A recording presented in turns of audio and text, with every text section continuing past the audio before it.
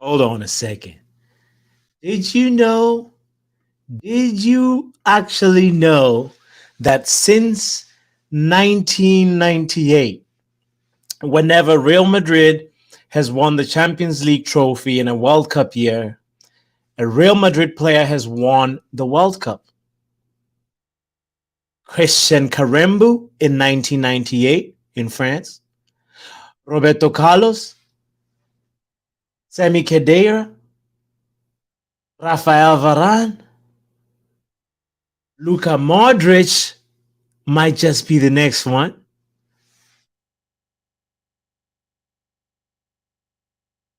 Vinicius Jr. might just be the next one.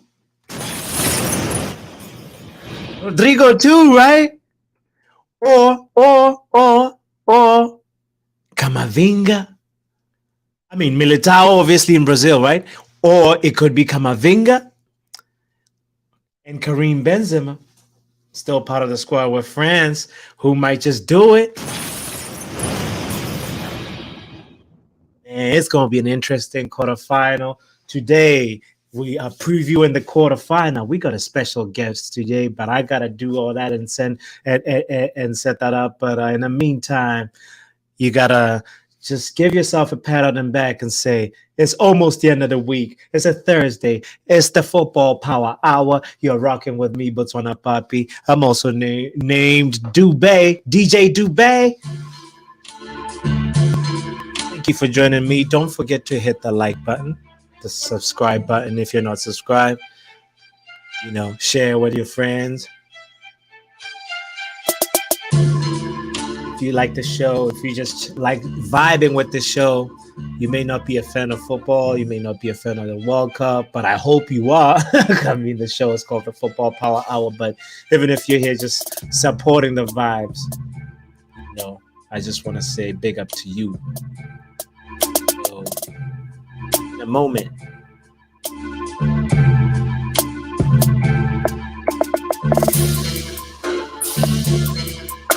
Getting some things sorted out real quick.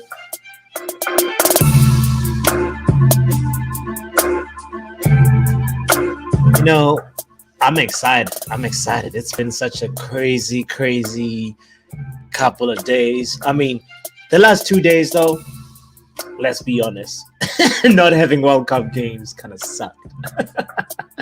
Not having World Cup games to watch or even talk about, or it was just kind of like,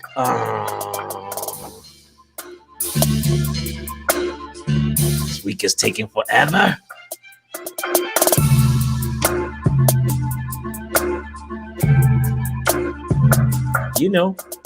We deserve a pat on the back for just making it this far, because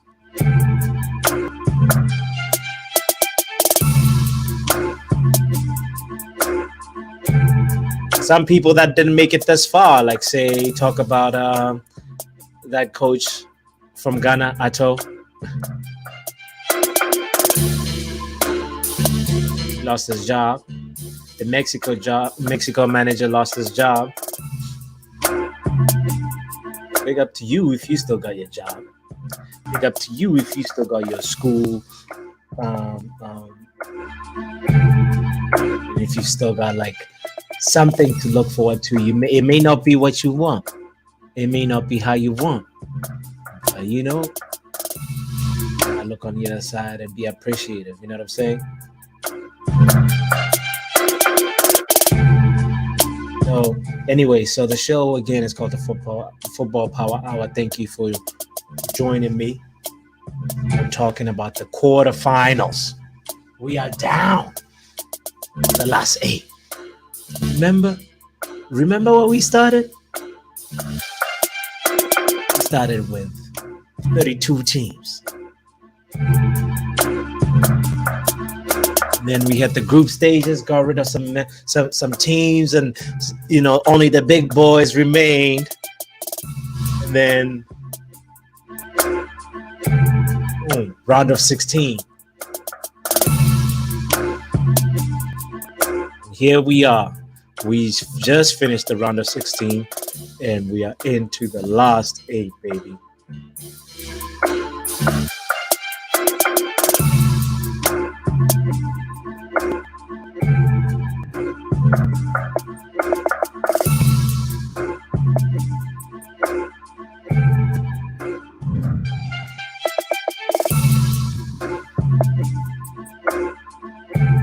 ladies and gentlemen, it's the Football Power Hour. We are chilling right here. Big up to you, Solo in the house.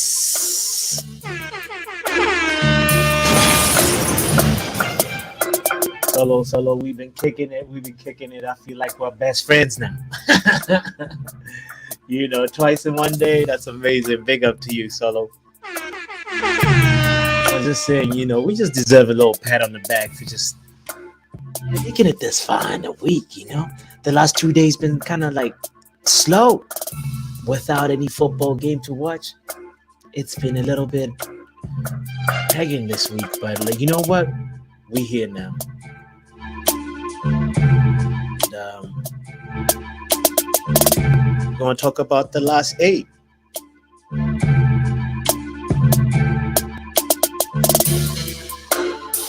In a moment, we're going to be joined by wonderful Maisie from Devils United.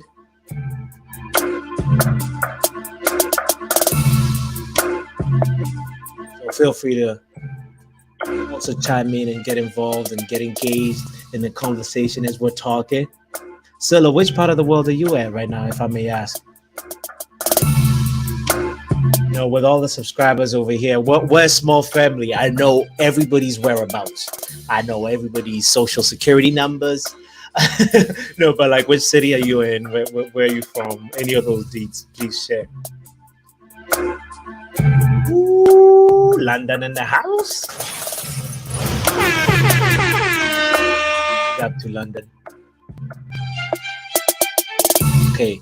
So Maisie's over here. We are just about to get started, ladies and gentlemen. So I gotta just say, the last video we did right here with Maisie, we were pretty much just previewing the whole World Cup. We were talking about the group stages and who's gonna make it out the group stages. And I did a video where where I was reviewing our predictions. And woo! AC is a prophet. Somebody actually in that stream commented saying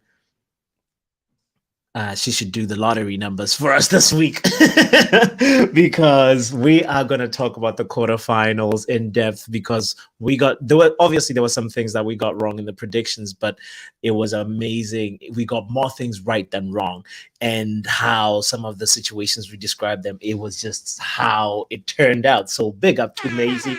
We are, ladies and gentlemen, so privileged and honored. And it's amazing. We got the wonderful Maisie from Devils United here with us. Hey, how are you? I'm good. How are you? Very good, thank you. It's freezing this time of year now.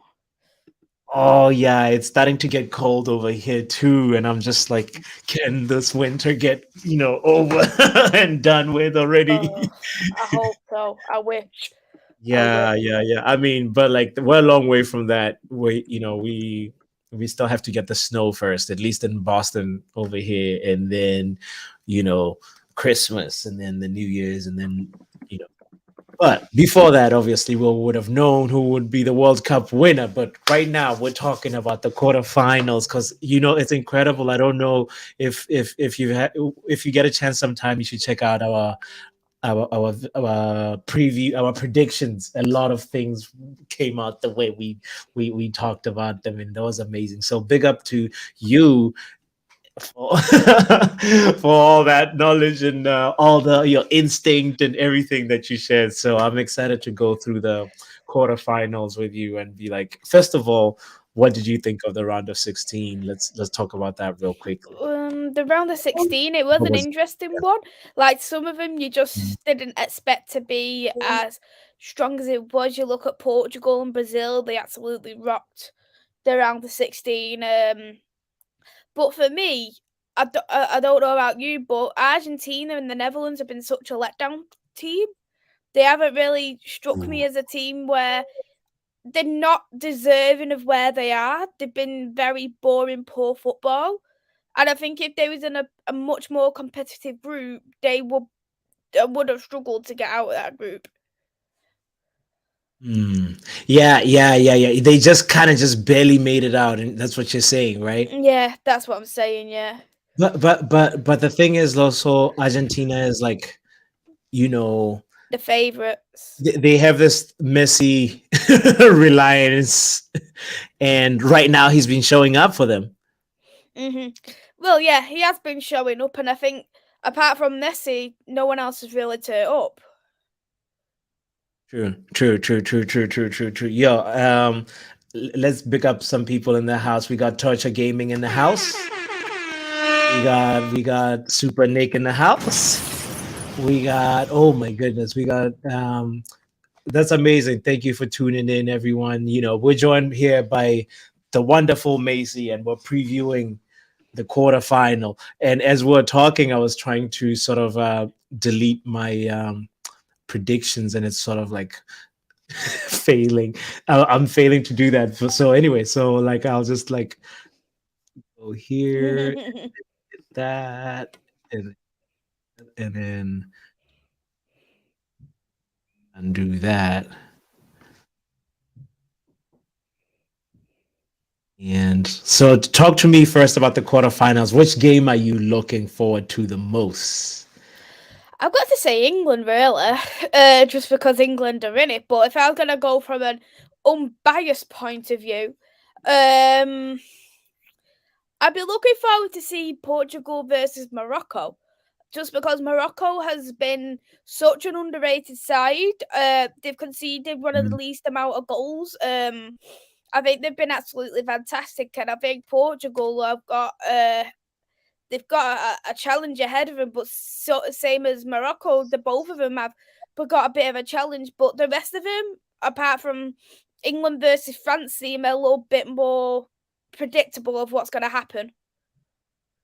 True. The Portugal versus Morocco is the main top dog versus underdog story, and the other ones are sort of like gonna be a real boxing match. Like for me, just like you, the France England game is gonna be a cracker. It's gonna be the most exciting. But I'm curious, are you not worried about Kylian Mbappe? Because I'm assuming obviously that you're supporting England. Yeah, I think it is going to be difficult to Yeah. pocket Mbappe. But I think if we was able to keep Mbappe quiet for the game, I think we've got a good opportunity to go to the final, in my opinion. But is the thing though in terms of England.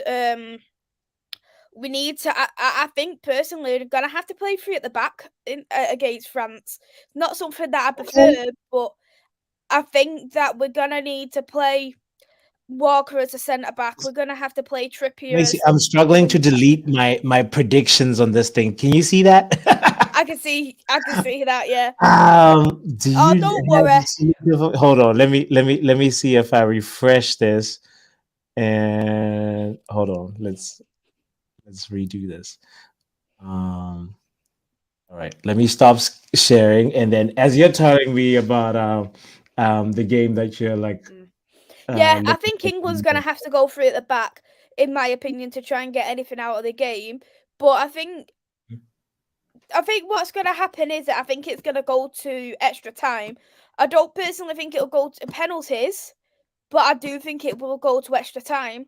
I think if it goes to extra time and not penalties, I think England may have an opportunity. But if it goes to penalties, France will win it.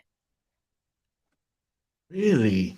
I think the game that's going to most likely go to extra time is the Morocco Portugal game. Really? You think this one? Yeah, I think. So go ahead, go Yeah, ahead. I think England's going to go to extra time. I think it will be 1-1. I even think Portugal and Morocco will go to extra time, though. So okay, all right. Hold on. Let's break it down because you're so good at predicting. We Yeah. have to really be specific with this. So it might be 1-1 at 90th minute, Yeah. right? Okay, and who do you think will probably score for both teams? I think Mbappe or Giroud will score in the 90. And then in the 90 for Okay. England, I'm going to go for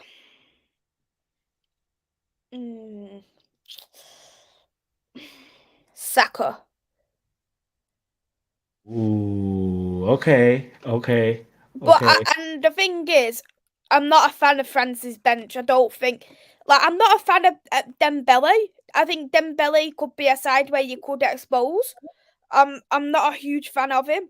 And I don't think France's bench is as strong because a lot of their main players are injured, such as Benzema. They've got Pogba out. They've got Kante out. If you're looking at, I'm just gonna get one of the games up for France. Give me one moment. When they played against Poland, they had on the substitutes Guendouzi. I'm not a massive fan of Guendouzi. I think he's good in the midfield, but I'm not a huge fan of him. Kingsley Coman. I don't think Kingsley Coman's been the same for a few years. So I'm not overly scared of him. When I look at the bench overall, there isn't anyone on the bench. You've got Pavard, you've got Guendouzi, you've got Fofana, you've got Vergao, you've got Saliba, Areola, Konate, Camavinga, and you look at them and I think, are they someone who could come off the bench and make a big impact for that team? And I'd say no. Okay. Yeah, I mean, but then when you look at the English side, then it's the other way around, like, right? Yeah, I think, in my opinion, England do have some good people on the bench there. If you look at, you've got Jack Grealish. Even though I'm not a huge fan of him, he can win you a foul because he's a little bit of a diver, innit? You got Marcus Rashford, who's in brilliant form right now. He's got 3 goals. You've got James Maddison, and he's been in great form this season. I know he's not played in the World Cup, but he's brilliant with his free kicks. You've got even Calvin Phillips, who's coming as a substitute, who I think has been very good in the midfield. He's able to control it a lot better when he plays. So I think we've definitely got some more impactful subs, and we've got some more pacier subs as well. Okay, so to wrap up, your prediction for that game is what? I'm gonna go. So it's 1-1 at 1-1 90th in minute, 90. and then go to extra time. Then it comes to extra time. Marcus Rashford to score the winner. 2-1. All right. 2-1 We'll just say it out loud and forget the bracket predictor thing because it's refusing for me to undo my predictions. so okay, all right. 2-1 to England. All right, and then now let's visit the. Hold on. Let's catch up on the comments. What's your prediction, though? We Go haven't ahead. heard your. What's your prediction?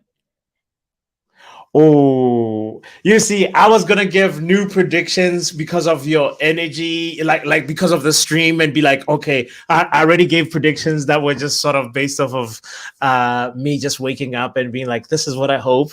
But I guess now I have no choice but just to stick with those predictions. So I guess my score was 4-2 to France. Ooh. I predict a high scoring game. Why? Because the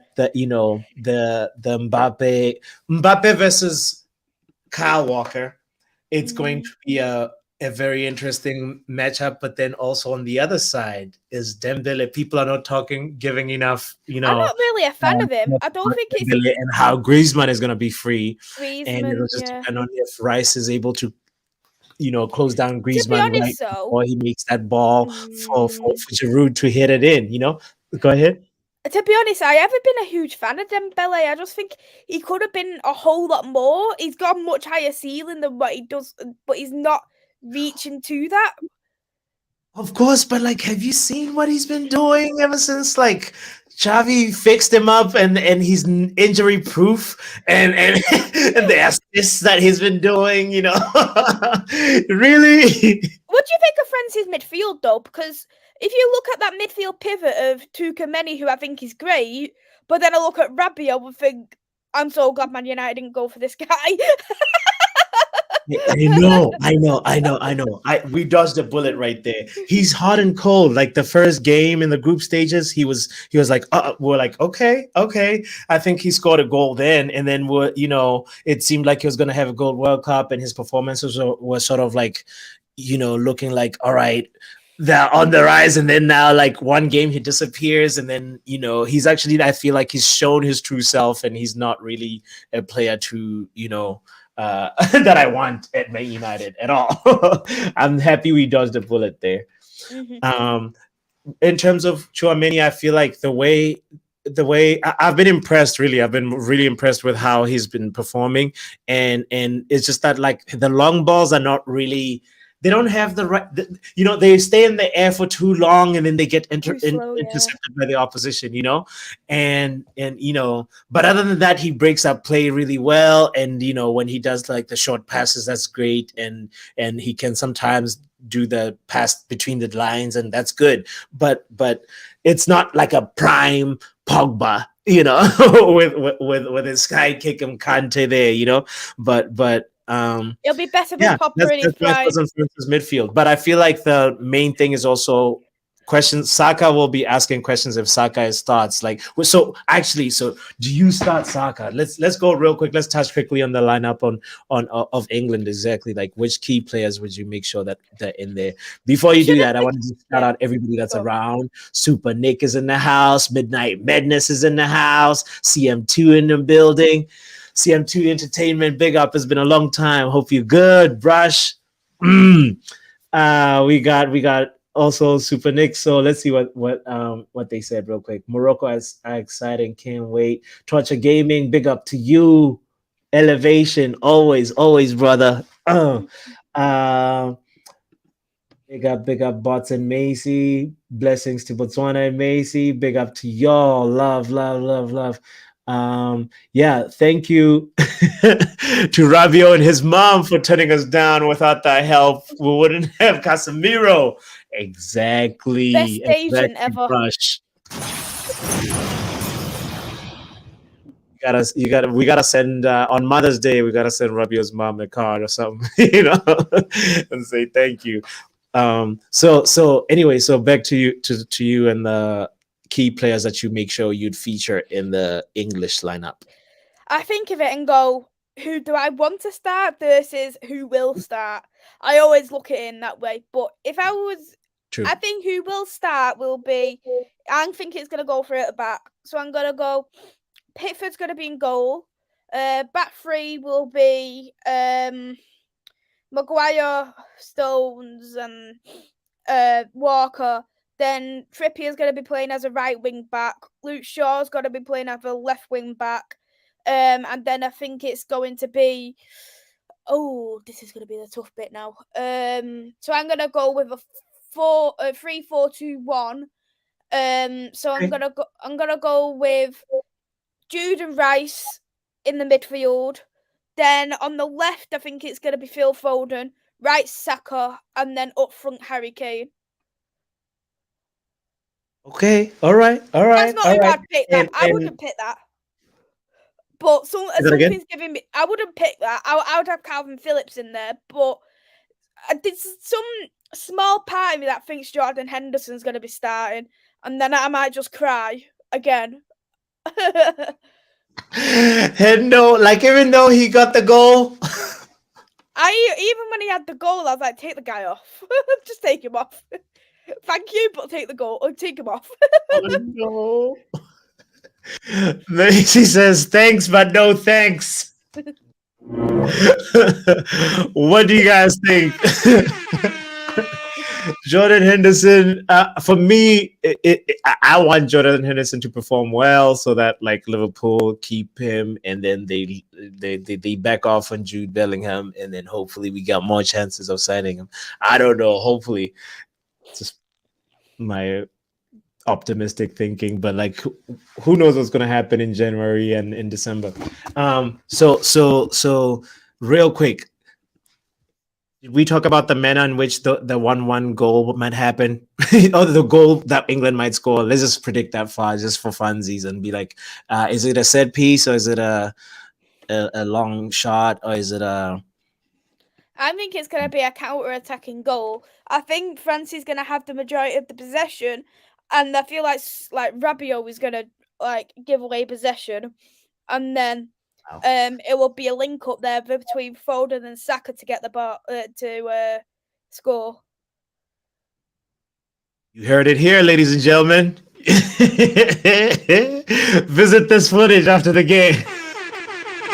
Brush says, I need Hendo to leave Jude alone and stop filling his head with that Liverpool nonsense. Yeah, what's with this? I prefer that Liverpool. Hands off, Hendo. Big up to you, Neil Kane. Yo, Maisie, I always wanted to ask, is it how you pronounce? Is it? I always say Neil, but I feel like it's Neil. Niall. Niall. Okay, Niall. Okay, great. Perfect. Thank you. Big up to you, Niall. So all right, let's go to the next game. So do we talk about the Morocco? Now you pick the game. All right. So let's go to Morocco. See. Okay, so what do you think the score for that is gonna be? Ooh, I'm gonna go 0-0 in 90, and I think you'll go to pens. If it goes to pens, it's obviously Morocco that's going through. To be honest, though, the goalkeeper that Portugal's been starting, Diogo Costa, is terrific. His penalties. But the thing is, I think So you think like we might go to the penalties and then it'll just go Portugal's direction. I think so, just because of the goalkeeper that they have. Even though I think he's been a lot of people like Diogo Costa, so do I. But I think he's been a bit sloppy in this tournament with some of the goals he's leaked in. But he's one of the best in terms of saving penalties. He's absolutely fantastic. I think he's saved about 3-4 penalties just in the Champions League this year. Got you. Okay. Well, here's my thing. Morocco are probably gonna be tired from the last extra time. So if at all it's a tie at 90th minute, Portugal might just go through, right there in extra time. That's my thought. That's my prediction. But it's one of those. It's for me. It's one of the other exciting games because it's the clear top dog and underdog of any of the quarterfinal fixtures, and Morocco with a dagger in extra time says walk on. Yo, it's gonna be exciting. Big up to you, Eddie. Big up to everybody that's tuned in. Don't forget to hit a like and subscribe button if you're not subscribed. We're chilling with Macy from Devils United. We're previewing the quarterfinal. And so what's your score? What's your score for Morocco? 0-0, 90 minutes. And then it'll go to penalties and Portugal to win on penalties. Okay. Fair enough. Let's move on to the next one then. Let's move on to Brazil versus Croatia. That's going to be an interesting one. Almost top dog, underdog situation. We've got a favorite. Yeah, definitely. I think, to be honest, though, this is going to be one of the last shots of Croatia getting far in the World Cup / Euros, just because of a lot of the squad is quite aging now. Most of them are over the age of 30. So, especially by the time it's going to get to the next World Cup in 4 years' time, they're not going to have the same players. They're definitely not going to have Luka Modric, for one, who's one of their star players. Kovacic, I think he's going to be near enough at retirement age as well. So they're going to need a rebuild probably all over. And that's the midfield especially. Brazil, they've literally got experience, youth. They've got literally everything what you need to win a World Cup. But every time there's a favourite to win the World Cup, they never win it. Let's be honest, they don't. But I still think Croatia will get knocked out at this point. I think the thing is with Croatia, I don't know if you agree, but penalty shootouts, they relied on that heavily in the World Cup last time round. I I more than agree. They are extra time merchants. Do you know that since 1998, anytime they're in the knockout phase, they go to extra time. They solve the game in extra time on penalties. And it's just like in that nature. So I mean, part of it you're gonna be like, oh, they're gonna draw from that experience and that knowledge and that they know how to handle the pressure. So I would probably fancy if it goes to penalties, I fancy Croatia to go through over Brazil. I don't think it'll go to penalties though. I think it'll be done in the 90. And I think Brazil's got it. I've gone for a 3-1 win for Brazil. 3-1 win. Wow. Okay, let me see what score I went for. I think I went for I know I went for a Brazil win, that's for sure. I think it's 4-2. So yeah, it's one of those like high scoring games again because I like high scoring games. But the thing about it is like this game can be done in the first half. And it's one of those underdog, top dog thing where it's all Croatia have to do is the first step is get to 45 minutes at 0-0 or 1-0. And the one being 1-0 down, and they don't have to panic. And if they're 1-0 down at 70th minute, then they can actually like score to equalize and probably nick a goal in the last minute at a time. But that's the way to approach the underdog approach that I feel like usually works. And usually the problem is when an underdog team concedes 2 goals or more, that confidence, they start disconnecting and then it just goes downhill after that. And Brazil, we know, have the appetite to just really go for it. And I am excited to see some more. What did you think of the dancing, by the way? Was it too much? Too disrespectful, or was it a share of culture? What did you think? Nah, it's just, I love it. It was good. You loved it, you said? I like it. You like it? You're like, more, keep the dancing, get the coaching staff involved, get the ball boy involved. Do you want that? All right. Yeah, I mean, I view it as a show of culture. Like every World Cup has got to give you something culturally special. We had the vuvuzela, we had the croissants and the wines and the cheeses, and now it's time for some dancing, for the pigeon dance or whatever it's called, So I hope we see more of it. And I love it when the coach is involved. And anyway, Eddie says, Fafi got the samba moves on lock. Yo, too funny. Big up to you, TR Academics. Which part of the world are you in, TR? Which part of the world are you in? All the subscribers here usually gotta report their location and share where they at or where they're from.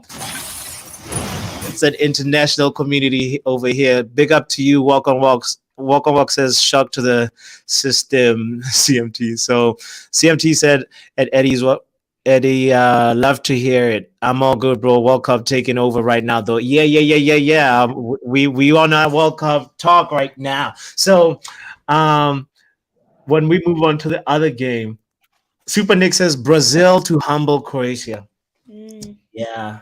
I think I really agree with you. It's going to be wrapped up in the first half, and it's just a sad story. Macy said the same thing about Belgium, and guess what? A week and a half later, Kevin De Bruyne says the same thing Macy said. Like the whole squad plays UB40, they play the Beatles. We are out here listening to Lil Nas X. We want new celebrations, and everybody's rusty and tired. And it's time for a new squad, new blood, and new generation. And that's probably what's gonna get the best of Croatia. So anyway, big up to Super Nick for agreeing with me on that. And anyway, so the next game is, let's see, which one have we not covered? Netherlands versus Argentina. Yeah. What do you think about that?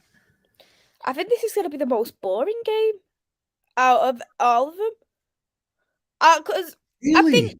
I think it's two underwhelming and underperforming teams who I don't think Netherlands have done good enough for me, in my opinion. If it weren't for Gakpo, they would have been out of the World Cup.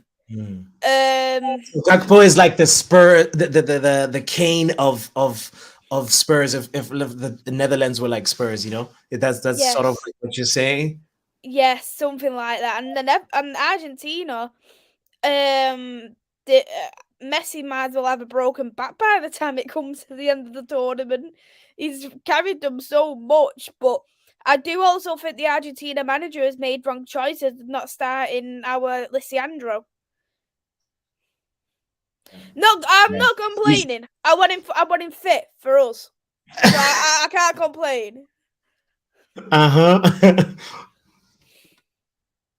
For me, I feel like I agree with you. Messi's been the backbone and the spine for that team, and he's been one of the players the standout players. Which actually is a good segue. I want to ask you who's been the standout player for you in the, I guess, round of 16, and who's the player that you? Oh, give us three. Give us three actually, because I'm sure there's been a couple. No, I'm gonna have to think about these. So for Portugal, I think their standout player would have been Ramos. Of course, he was sensational. You guys too in the chat too. Ramos, okay? Yeah, Ramos was absolutely brilliant, getting a hat trick in his first World Cup start, and I've rated the kid. I watched the Portuguese league a lot because obviously I watch sporting, so I quite like Ramos in general, even though he's a Benfica lad. He's a great natural finisher. He's got a lot of potential. From what I've been hearing, PSG wanted to sign him in the summer, so they're definitely going to go for him now in January, 1000% on that. In terms of the other games, a standout one for France, it's going to have to be Mbappe. Again, he's been great. And then I'll probably say the next standout. Ooh. Nah, I'm thinking.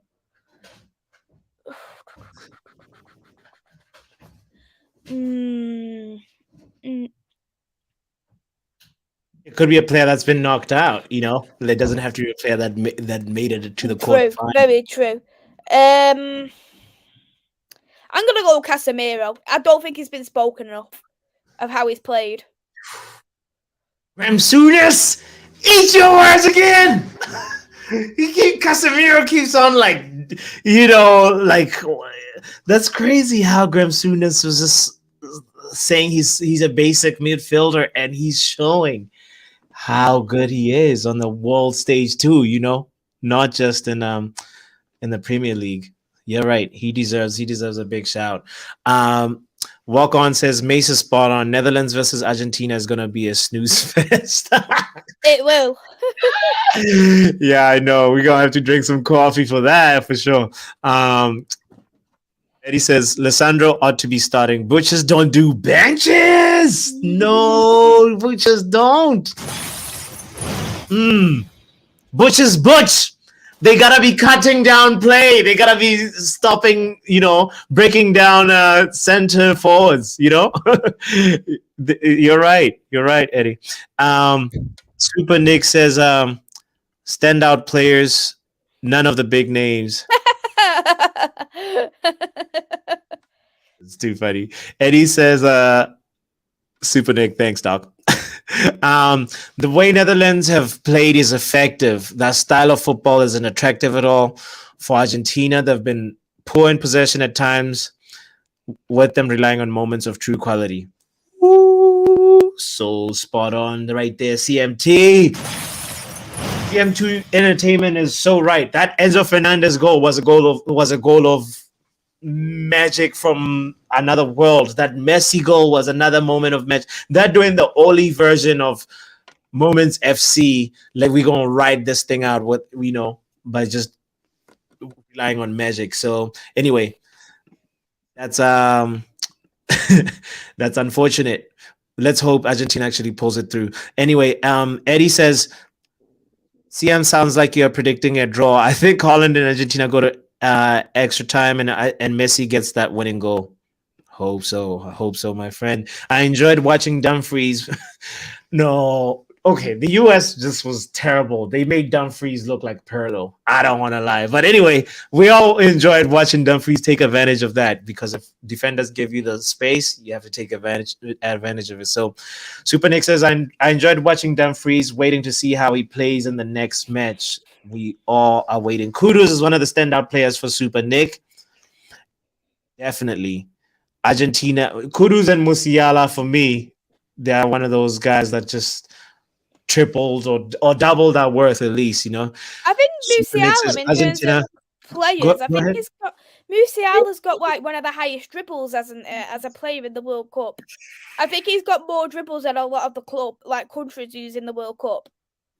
Yeah, Musiala's performance has been so incredible in terms of the forwards that have been like so outstanding in terms of having A+ shots involvements following ball carries. It's Messi with 11, Musiala 11, Mbappe with 10.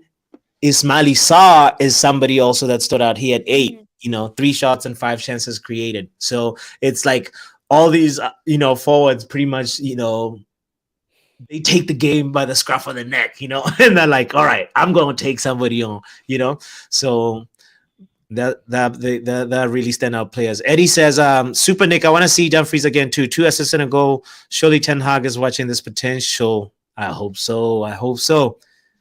That might be a thing, Eddie. I just know the 90 minutes that come before that won't be sweet. Hopefully we all get that commentator's curse effect. Yo. That's funny. Eddie also says Musiala dribbles like he's playing street ball more. More youths need to follow his example. Beautiful to watch. Eddie, to echo what you said, I was watching Musiala was somebody that doesn't normally watch football, and there was like a replay where every player, Musiala cut through 3 or 4 players, and every player that he passed was almost like a split second late. It looked like an action movie film where the star is just going through, just everybody's just kind of just like missing them by a split second, and it was just so incredible to watch. So Musiala just needs to work on the finishing, otherwise he looks like a Drama Traore of some sort. Sometimes the finishing is a little off. I don't know what you feel about that. Anyway, but we have to wrap up this because it's we're pretty much talked about all the games, and I know you have to go. But I thank you so much for your presence here as always. I want to ask you really quickly. So in terms of like we talked about the quarterfinals, who would you? Let's just go straight to the World Cup winner right now and say you've seen the teams play, and you've seen the Gakpos and the Mbappes and the Harry Kanes and how they're performing. Who do you think will be the Golden Boot winner, and who will be the World Cup winner? I think Mbappe will be the Golden Boot winner. I think he will score, so he'll end up being on 6 goals. If I get it right about England, he'll finish on 6, and I think he would be about 3 ahead of them. And there's only 2 ahead of the next goal scorer. So that means that they need to score like 2 goals per game to get anywhere. And is that going to happen in the semi-finals and a final? I doubt it. So I think Mbappe will win the Golden Boot, but I still think Brazil will win it. Okay. So, and then the last question is also who will be the person with the most assists? I don't even know what the assist right now it might be Bruno right and Harry Kane leading with 3, if I'm not mistaken. Don't think Bruno's going to assist in this game.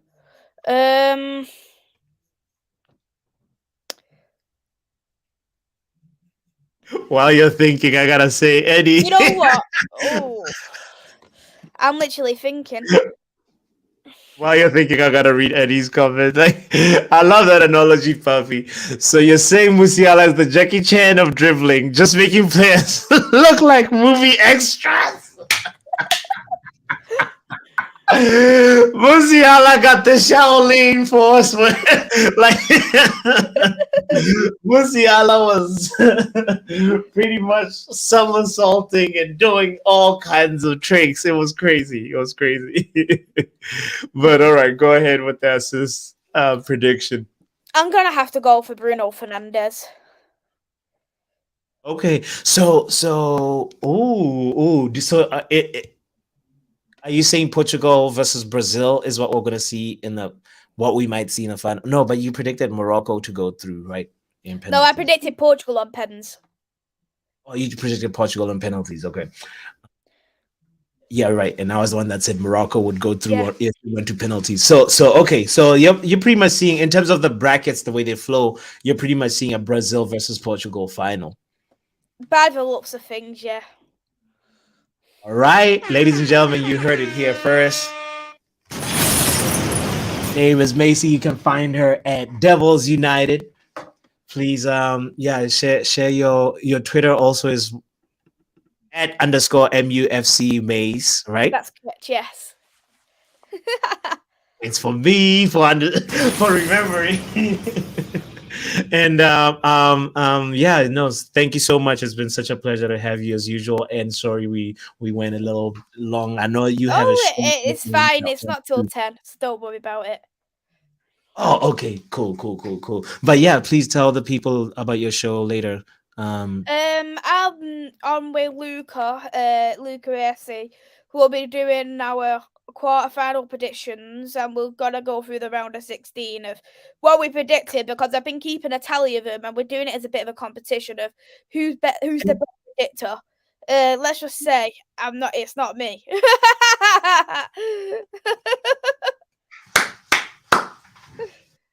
I nearly spilled my tea. That's funny. So we got to conclude with a super epic question from Super Nick. If you could bring back a team that's been eliminated right now, who would it be and why? Ecuador. Because I think Ecuador was so unlucky to get to finish third. It was absolutely brilliant in the group stages.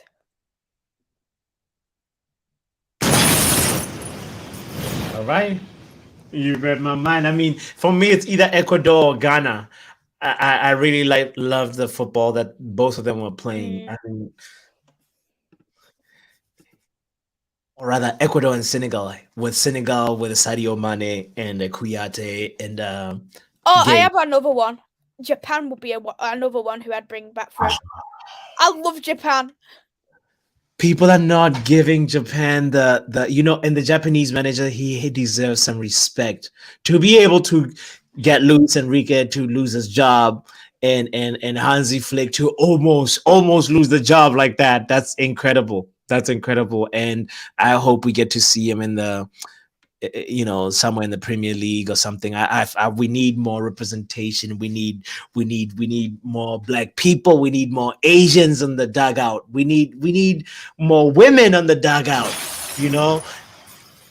So hopefully that changes in the next couple of years. And it was also so fantastic to see that game. What game was that? It was a group. I forgot the group that it was, but like there was the officiating team was all women, and that was the first time that's ever happened in the World Cup, and it happened right there. I think it was Japan versus Spain. No, was it Japan? No, it wasn't that one. I watched the game. Yeah. I feel like it might be Japan, Spain, or Ecuador. Let me have a look. Yeah, whatever it is, it was a group. Second game in the group stages, and it was Stephanie Frappart. So I will just have a look which one she refed. She's supposed to be refereeing the Premier League one time. They're looking at doing. Not too sure how true that is though, but she was actually the first Stephanie Frappart. Yeah. Yeah, she saw it was Germany versus Costa Rica. That's how I know where it was from. So she's actually she is the first woman to actually officiate a men's game, which was the Netherlands, and they done theirs. It was one of their friendlies. She refereed the Women's Champions League as well final, where Lyon beat Barcelona, well battered them. And I think she's one of the best referees in women's football, which isn't that hard if people watch women's football. But if she's going in the Premier League, I'll take her any day. I must be honest. But here's another stat: she averages out a card a game, so she's always giving a card out in a game. Wow, that's incredible. My favorite thing to also observe is how the players don't usually now go complain, nonsensical complaining for no reason at her because she doesn't take nonsense, She's just like, and they're all just like, and I love that. I love that. It's just like, get on with it. Forget about the referee's not going to give you the points, the 3 points or the goal. Just play your football. If the call goes against you, get your head up and play, and I love that spirit when it comes out. So, Eddie said, Germany, we gotta see Musiala again. I know, I'd give anything to see Musiala cut through defenders. Oh, he's like one of the most exciting dribblers that I've seen in the last couple of weeks. Like he's, the way Musiala moves is amazing. CM2, we read that, right? I would bring back Japan, the style of play was electric, technically good, played with tenacity, and feared nobody in the most respectable way. Practice those pens, though. I know. Mm-hmm. Those pens were so dreadful. They were heartbreaking, but they were not as bad as the Spanish penalties. I don't know, Maisie. Do you feel like the Luis Enrique and the team took enough penalties? Apparently, they said they took 1,000 penalties before that game. No way. To avoid no way. upset that they had in the Euros. They wanted to be Italy. Go ahead. I don't think they played like they wanted to be there. I think they just wanted to leave. Like they literally thought they wanted to go drink sangria. They wanted to go home. yeah. It's crazy. With Germany though, you gotta be like Hansi Flick was not settled on a back four. He was always changing his fullbacks. There was no continuity. If you're going to be giving instructions to players and be like, don't do this, don't do that, and then you put somebody else and then they do that thing and then they do another problem, it was just like a problematic thing where I feel like he was trying to play club football at international level and you don't have the luxury to practice how you be playing it by it. And, you may have the players or maybe the players with the technical ability, but it's not always guaranteed, and Hansi Flick has had a learning curve, and I'm amazed that he got to keep the job. And big I up think to he's only been there a year, so Federation for keeping him. Go ahead. I think he's only been there for a year, and to be honest, I don't think he knows what his best 11 is yet in that Germany squad. And this Germany squad isn't like Bayern Munich. They don't have world-class players in there. They don't have a proper forward. And for me, I don't think they play well in the back four. I think they're so much more suited to a back three just because Rudiger is so much better as a back three. So you do that to accommodate your best centre back, surely. I'm almost tempted to say, also your take on Germany on the preview for the World Cup was spot on. You have to see it. It's incredible. Guys, go check it out. Super Nick said Ghana, hoping they don't mess up. Yeah, that Ghana game was heartbreaking, Super Nick. Ghana only lost it because of the Jordan Ayew messing up and not having confidence, and in taking that penalty. Had that penalty gone in, it's a totally different game, and Uruguay, don't win. With that kind of game, it was like, who gets the first goal? That's the most important. And then yeah. Oh, it should have been just a different player to take the penalty, and it would have been like a totally different story for Ghana. But it can't come back. CM2 and Super Nick says, and can I add, I love George as a pundit. What do you think of Laura George as a pundit? Do you know her? Yeah, I think she's a great pundit. Yeah. That makes it even worse. Lewis should have taken that one to the grave. Yeah. Super Nick also says, Germany's a transitional team. Yo, they gotta wait and they gotta be in transition again. It's unfortunate. 2 World Cups running. They'll keep transitioning and transitioning. Hopefully, they get it together and actually compete on the next World Cup because they have. As an England fan, I hope they don't. I don't like Germany. They don't.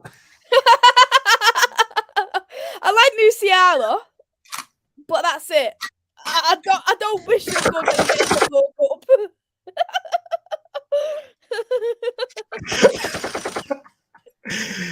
All right. Y'all heard it here.